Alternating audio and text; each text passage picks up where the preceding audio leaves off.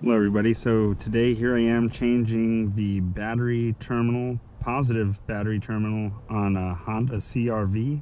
This is a 2.4 liter dual overhead cam, but the procedure should be the same if you have a different engine for this vehicle. So first thing you're going to do is we're going to get a 10mm socket. Deep socket will be good, and the 10mm deep socket will reach really easily right here. See, you can use this one. This is a 3/8, but it could be a 1/4 inch, doesn't matter. A 1/4 inch ratchet or 3/8 inch ratchet, and you're just gonna turn it this way to loosen it.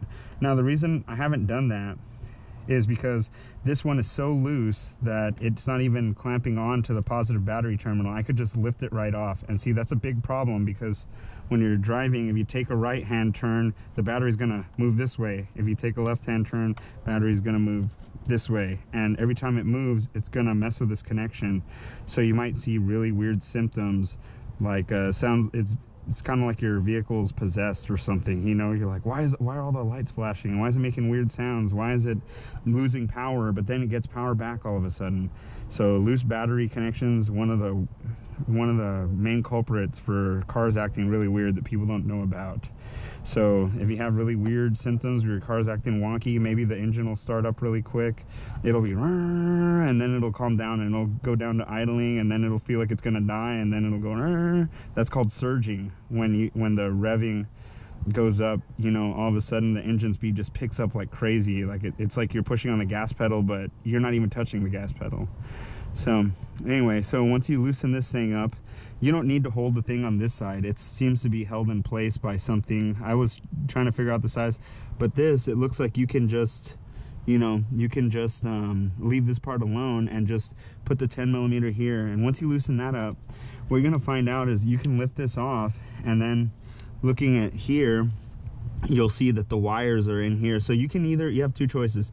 You can either find like a cutting tool to cut this way and get rid of that thing, but it's really thick, so you can't just cut it with wire cutters. So what I'm gonna do is I'm gonna cut the wire itself, which is kind of a no-no, but I'm forced to do that. And the reason why it's not a big deal in this case is because the wires, there's plenty of space. As you can see, look at all this space that I have, look at all this wire.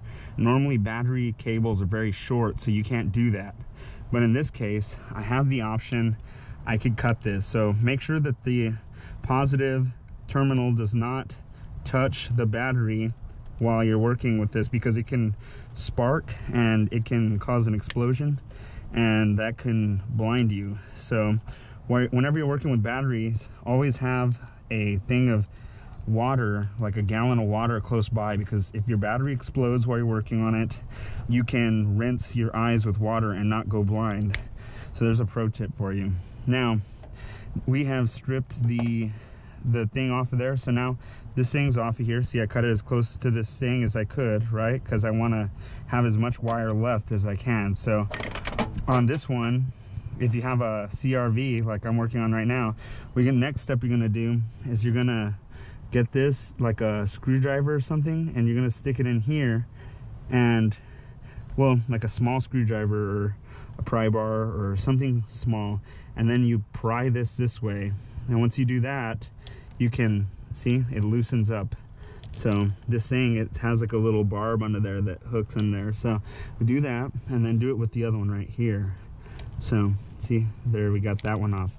Now you're able to remove this plastic thing here, right?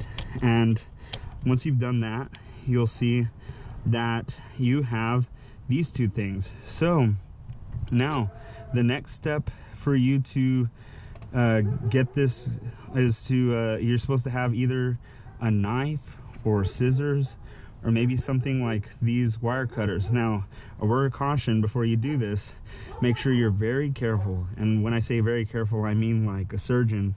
A scalpel will be good. Here, cut this thing and leave as much of this copper intact, because if you cut any of these strands, you're gonna be limiting the amount of power that your whole vehicle is gonna have access to if you mess up. So just be really careful, and maybe cut the end like I did there. cut the end of the insulation and just peel this off by hand, see, like an onion or something. So just don't hurt these little copper strands, because you're going to need as much of the strands intact as you can get. So peel that off, and once I do these two, I'll come back and do the rest of the video.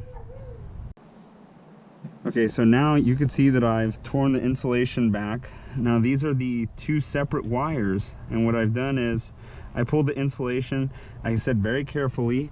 You know, you can use a knife or a scalpel or X-Acto knife and just cut this insulation off and take a lot of the insulation off. Leave more for yourself, okay?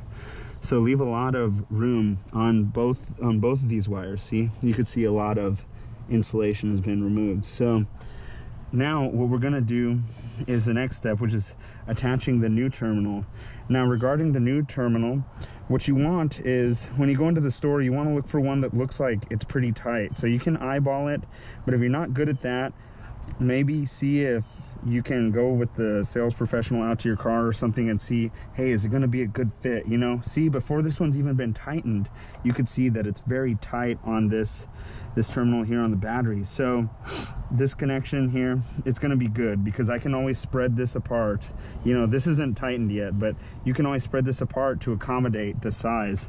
Now the second thing you want to look for is, now that you're sure that this one is tight, you know that this is going to be a tight fit, which is what we want, because we don't want it loose. That's why we're replacing it in the first place. Next thing I'm going to look for is, if you have the choice, try and choose one that has a bigger groove right here, because if you have one that has too small of a groove, you're going to have the problem of trying to fit these large gauge wires here in here. Now see, that doesn't look like a big deal, right? Because that is just one of the wires, but in fact, when we combine both of these wires together, the size that they make, you know, when their powers combine, the size that they make together is going to be substantial. So now you can see, oh yeah, look, now that's not too bad. But I've seen before where the wires are really fat and you're trying to shove them into this channel.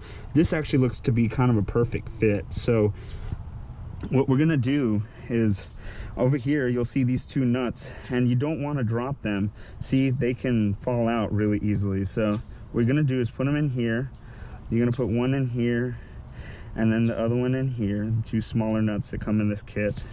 And then you're gonna hold them together with your fingers like that. And now, oh, I got them mixed up. So I'm gonna go like this. And now what I'm gonna attempt to do, probably won't be successful here on camera because this video will be too long. You'll see me struggling too long. And by the way, Bud Light makes it a lot easier, but personally I prefer Budweiser, but it was free, so who's complaining, you know? What you're gonna do is try and shove, cut the excess insulation off so it doesn't get in the way. You can cut it off with wire cutters. Just be careful not to cut the copper. That would be very bad. You don't want to do that. So now you cut the excess insulation off. See, it's over here, excess insulation. Now you're gonna try and shove these wires in here. And when you do that, like I said, that's why you need to leave a lot of room of this copper. You need to have a good length of copper wire here, because now what you're attempting to do is shove this into this thing, and then somehow you're going to put these two things, this is wrong side up, you're going to shove the wire in here, and then these two bolts are going to go through the nuts, and then you're going to have to tighten these two bolts down while holding these two things. So if you have someone else who can help you hold stuff, that would be good. So before you attempt to do this, to connect everything, you want to find out what size these things are, okay? So find out what size these are, and then put the copper wire in here, and then make sure you have plenty of wire sticking out. See how I have some wire sticking out there? To my right, so there's some wire sticking out, and you want it to stick to the right a little bit, and that way there's plenty of wire, so if the wire tries to back out, it'll still be connected. Okay, so Okay, so here you can see the finished product. So it's important to note that before you connect this part to the battery, you should try and clamp these parts down first. So this one ended up being a 7/16 for me, or at least the 7/16 worked. You could use another one, but this Milwaukee made stuff a little bit easier because, like I said, it just kind of like, you know, it just does this so you can go while you're holding it in place. It'll help you screw this down. But anyway, 7/16, or maybe another one. 7/16 actually feels kind of loose, but it'll work. So you can use a millimeter equivalent if you want. But the point is, you need to get this copper wiring in here first, tighten these down, and then connect this. But if this thing comes stock out of the box, not big enough to fit over this terminal, which is actually what you want. You actually want a really tight fit out of the box. You can use a size 14 wrench or larger. What you could do if you don't have a battery terminal spreader tool, you can go here and you can pry this way. See, I actually use this side of the wrench, and you can pry this thing open and spread it open, and then you can fit it over here. And as long as you get this thing over the battery terminal and it's flush, see this, a little bit of this is sticking up over the connection here, then you're good. But just push this down as far as you can. If you can't get it down all the way, it's okay, as long as this thing is sticking up. In other words, what I'm trying to say is make sure as much surface area of this connector is over the terminal as possible. So now comment, like, subscribe. Have a great day. Good luck.